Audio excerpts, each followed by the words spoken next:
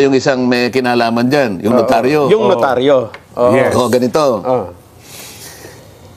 Yung si Orly ba? Orly Gutesa. Si Orly Gutesa, siya mismo pumunta doon sa ano Notary pangalan? Public. Binalikan niya kasi nagkamali po yung pagkakatype, yung pong December 6, 2025. Hindi po 25, 24, kaya binalikan ko po kanya. Ang ginawa po nila, kinurek lang nila tapos pinapirma sa akin. Doon sa mismong notaryo. O sige. Kaya alam ko na pumunta siya dahil nga sinabi pa niya na meron pong mali dito. Para siguro korekin din yung record na iniwan niya. Kasi kukuha ng kopya yung notaryo. Yes po. Ngayon, pag-usapan natin na sinasabi ng abogada na notaryo na hindi niya pirma yon. Yung nakapangalan mismo mo doon. Sige, sabihin na natin na maring hindi niya pirma. No? Granting na hindi niya pirma. Ngayon, sino ang maglalagay doon sa, kasi yung notaryo sa bandang baba, merong nakalagay doon, doc number, page number, book number, series of 2025. Paano niya makikita yung notarial register nung abogadong nagnotarya?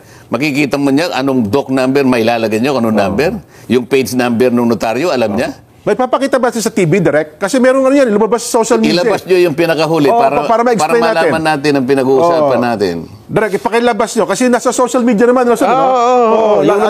Para nang sa ganun ay... para malaman ng mga kababayan natin kung ano yung binabanggit natin. Di ba doon sa left side ng dokumento, yung pinakahuli, napipirma rin yung notaryo, merong doc number, page number, book number, series of yung year. Nakastampad pa yun eh.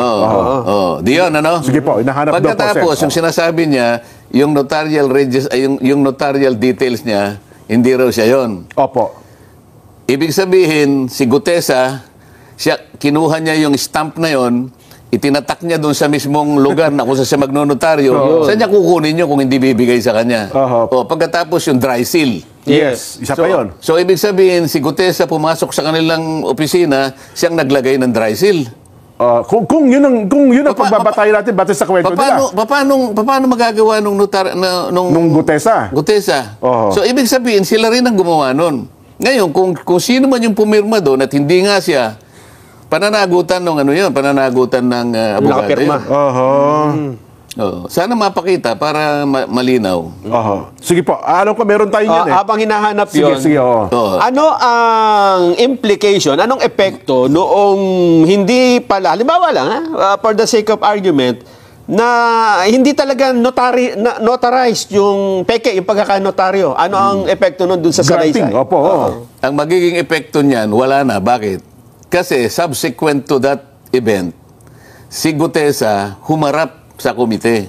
Humarap sa Blue Ribbon Committee at siya'y pinasumpa. At doon ay binasa niya yung kanyang sworn statement. At pagkabasa niya, pinagtatanong siya. Sa mga tweet, kahit na walang notaryo yun.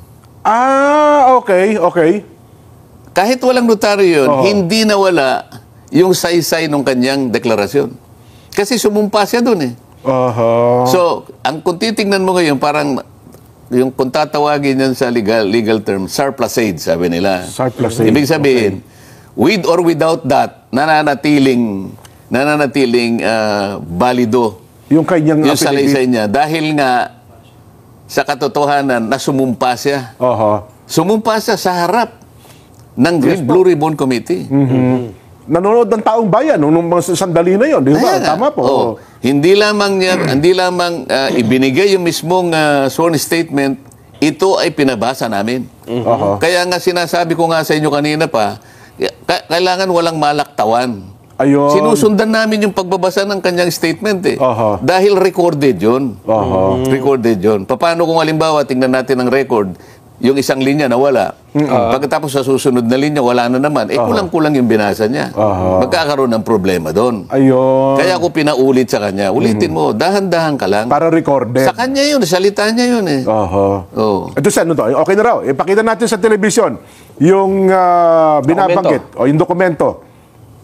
Hindi, yung pinakahuling, Yung sa huli. yung huling pahina, Last page. nandun Last page. yung... Oh, may pirma. Ayun, Yan, opo. ilaki mo nga yun. Ayun, merong nakalagay, doc Doc number. Opo. Ano Sinumpaan at nilagdaan, Hindi yung Opo. doc number nasa Doc baba. number 255. Oh. Doc number 255. Paano makukuha Page ni number paano 54. makukuha nung ano yung yung 255. number ng document? Kasi makikita mo sa notarial register, susundan mo yun eh. Ang pinanggalingan mo siguro 254. So ngayon sa kanya 255. Page At number. Page 58 sabi niya yata. Opo. Oh. Book number. Ano ba 'yon? Hindi ko po maintindihan. Oo. Parang letter V. Saan kukunin ni Gutesa yan? Gutesa. So, ang nag-provide yan, yung notarial staff, kung sino man yun, kung wala man yung abogado, may sekretarya siya, at saka yung sinasabi ko sa yung stamp na yun, Yes. yung, Ayan, yung opo. kulay asul. Yun ang detalye ng notarial commission niya. Ibig sabihin, si Gutesa, nakuha niya yung stamp na yun, siya mismo nag-stamp na gano'n. At nakuha niya yung doc number, nakuha niya yung page number, nakuha niya yung book number. Pagkatapos, dyan sa mismong lugar ng detalye na yan, Opo. meron dry seal yan. Or yung dry seal, Ay, nakita nyo, may dry seal. may dry seal. So, sa mga tweet, pati dry seal, nakuha ni Duterte. Paano niya mapapasok yung opisina? Yun daw pong Kung pirma. sasabihin niya na hindi niya pirma, nasa sa kanya yun. Ayun. opo. Pero, hindi po pwede na si Duterte Ang may Duterte sala. ang pumirma niyan kasi sila nang gumawa lahat eh. Ayun. Tapos, So, may kasalanan dyan ang notarial kung sino man doon sa kung sino notarial man, office. kung sino man. Bakit? Ba't mo pinayagan na mailagay lahat yung detalye na yan? Pakukuha ko yung kanyang notarial register. Pagka tumama dyan, ibig sabihin sila yung naglagay niyan. Hindi si Gutesa. Hindi ba matatamper yun, Sen? Halimbawa? Hindi matatamper yun. Tuloy-tuloy yung number niya. Kasi makikita. pagkatapos Pag may tinanggal. ng isang buwan yan, o kung merong ano yan, I-report nila. i-report mo sa RTC na kung saan nakakuha ka ng komisyon. Ayun pala yun. Hindi po pwede yung mga iba dyan, naglalagay sila ng, yung mga gustong kumita, meron silang iniiwan na espasyo para yung ganong gusto magpanotaryo, nagkataon na sa araw, sa ganong klaseng panahon, kailangan, naglalagay sila doon. Post-dated, parang gano'n. Yung mga gano'n, Undated. lalo na, alimbawa, yung mga 2 years na anong ganyan, nahanap ng ganyan. Ng puwang. Ay, ngayon, mahigpit ngayon, kaya i-report mo yung notarial register mo, makikita mo tuloy-tuloy yan. Opo. Masasabihin ako, yung notarial register ng abogada na yan. Opo. Ibig sabihin, tatama doon sa ginawa nila. O, notarial register na, ibig sabihin, nakuha ni Gutesa yung kanilang notarial register. Imposible yun. Nako, oo. Oh. Mamumroblema pa pala yung petetse na yun pagka nagkataon. Baka akala niya hindi siya subject to disciplinary action. Oho. Oo. Kaya kung sasabihin niya, okay, hindi ko pirma yan, maaari.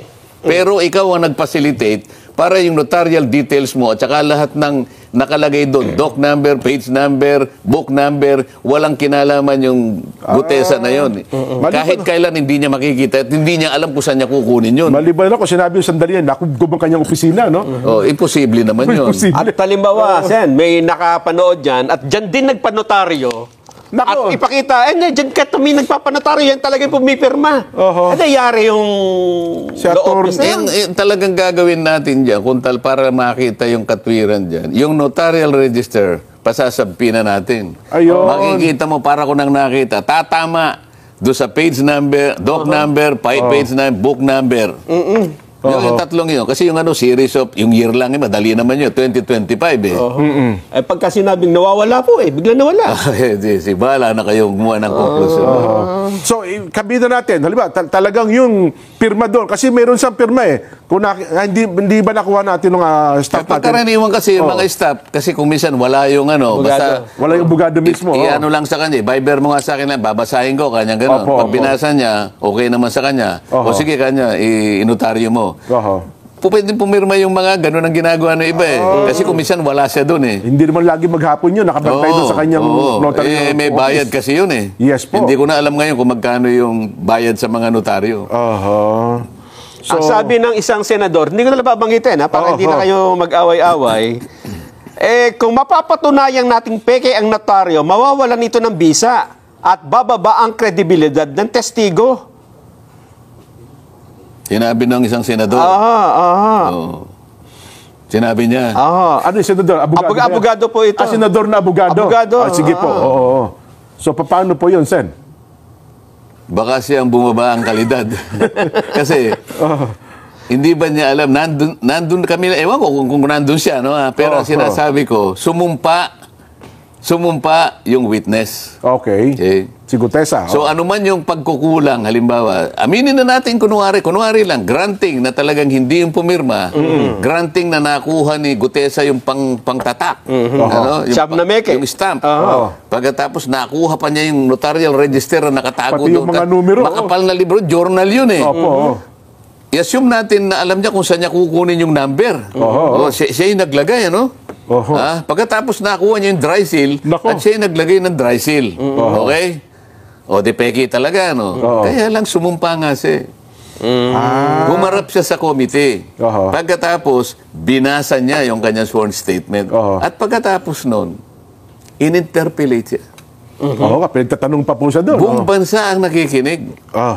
Parang, ang ibig lang sabihin nun, nawala na, kay notaryo wala. So hindi. Doon na napunta eh. So kaya yung curative effect nung pag nandun na yun. Kaya wag mo sasabihin na nawalan ng visa yung... Kung halimbawa, private document lang, halimbawa, deed of sale, baka sakaling maniwala ako. Hindi naman na subject sa ano yun eh. Ito merong committee eh.